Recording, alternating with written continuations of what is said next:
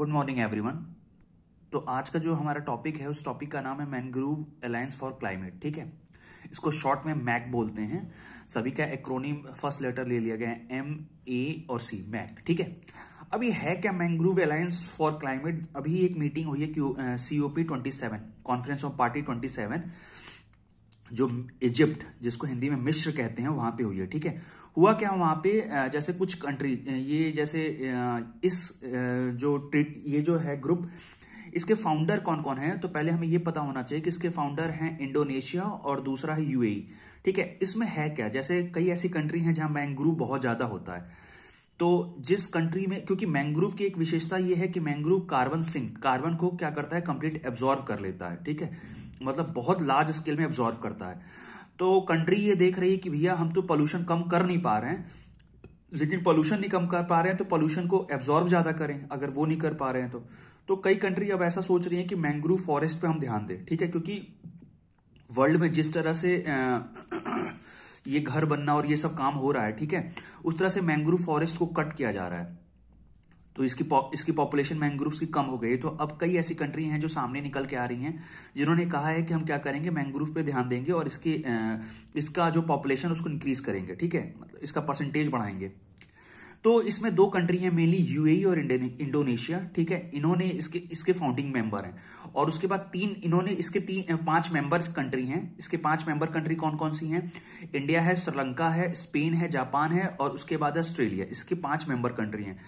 इन्होंने इनको अपना ग्रुप बनाया, 2 कंट्री फाउंडिंग मेंबर और 5 कंट्री इसके मेंबर। 7 कंट्री मिलके क्या कर रही हैं वर्ल्ड में, जहां मतलब ये 7 कंट्री वर्ल्ड की ऐसी कंट्री हैं जहां पे मैंग्रोव्स का पॉपुलेशन बहुत ज्यादा है। ठीक है, तो इनका ग्रुप बना के ये क्या करेंगे, मैंग्रोव के पॉपुलेशन को इंक्रीज करेंगे। ठीक है, जैसे UAE ने ये कहा, UAE का टारगेट है कि 2030 के आने तक क्या करेंगे वो, कि 100 बिलियन मैंग्रोव्स को ठीक करेंगे, 100 बिलियन मैंग्रोव की परसेंटेज को इंक्रीज करेंगे। ठीक है, इसकी परसेंटेज बढ़ा देंगे। ठीक है, ग्रो कर देंगे ऐसा करके। क्यों? क्योंकि कार्बन को कंप्लीट एब्जॉर्व करता है।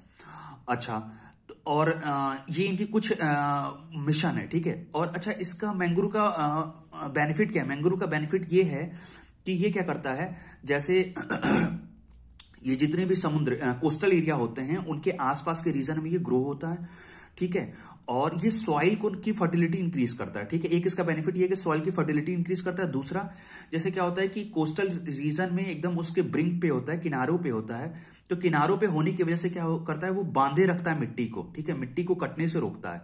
ठीक है, और वाटर को क्या करता है, प्यूरिफाई करता है। ठीक है, तो ये कुछ इसके एडवांटेज हैं। तो वही सब इसमें लिखा है कि अलायंस कौन कौन सी कंट्री हैं टोटल। ये देखो लिखा है कि UAE और Indonesia is brought, India, Sri Lanka, Australia, Japan and Spain. ठीक है, ये 5 कंट्री हैं।